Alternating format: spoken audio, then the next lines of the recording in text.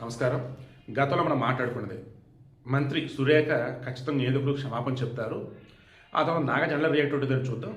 But మధ్యలో చూసుకుంటూ ఉన్నప్పుడు రేవంత్ రెడ్డి క్లోజ్ అయినాడు. ఆ ఎన్వన్ కన్వెన్షన్ సెంటర్ దగ్గర ఇష్యూ ల్యాండ్ ఏదైతే ఉందో గవర్నమెంట్కి ఇచ్చేశాడు.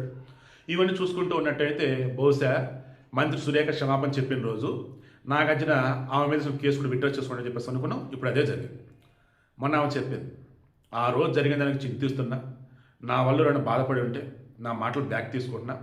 డైరెక్ట్ క్షమాపణ కూడా చెప్పలే ఆమె. బట్ డైరెక్ట్ ఆర్ ఇండైరెక్ట్ మంత్రి కాబట్టి అది కూడా అర్ధరాత్రి పూట, అది కూడా మొత్తం ఇంగ్లీష్లో పెట్టారు. అంటే వాళ్ళ టీం పెట్టింది అది, లేదా కాంగ్రెస్ హైకమాండ్ పంపించి ఇదే పోస్ట్ అని చెప్పి ఉండొచ్చు. సో మొత్తానికి ఎనీవే పాపం సురేఖ అని మాత్రం అనగలను. ఎందుకంటే సురేఖ గారు ఏ మాటకి ఆ మాట ఆ వీడియో మరలా అటాచ్ చేస్తాను చూడండి. కల్మోషం లేనటువంటి వ్యక్తి అందామా, బోలా మనిషి అందామా, లేదన్నప్పుడు తెలంగాణ ఒక అమాయకుడి సమగ్రటువంటి గృహిణి అందామా, నాకు అర్థం కాలేదు. కానీ రాజకీయంగా అన్నప్పుడు ఆమె కొన్నిసార్లు ఓపెన్గా మాట్లాడుతుంటారు.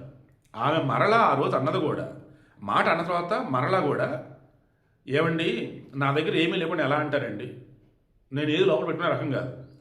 కేటీఆర్ మాత్రం వదిలేదు లేదు.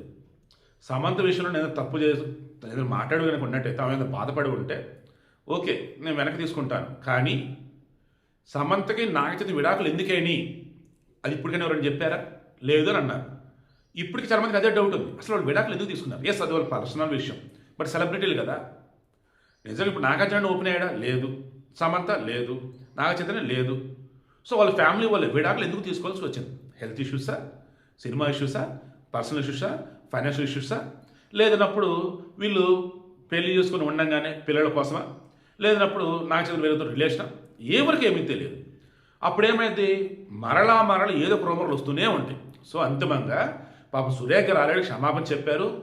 నాగార్జున ఆ క్షమాపణ యాక్సెప్ట్ చేసి కేసు విత్డ్రా చేసుకున్నాడు. కాబట్టి ఇప్పుడు కన్నా వాళ్ళు విడాకులు ఎందుకు తీసుకున్నారన్నది అది పర్సనల్ అయినా కానీ కొంచెం గౌరవప్రదం కనుక ఇది రీజన్ కనుక చెప్తే ఈ టాపిక్ ఇక్కడితో క్లోజ్ అవుతుందని అనుకుంటూ ఉన్నా. పోనీ సరే, నేను చెప్పింది తప్పే. మరి ఇప్పటి వరకు నాగ చైతన్యకి సమంతకి ఎందుకు విడాకులైనాయి అన్న విషయం ప్రపంచానికి తెలుసా?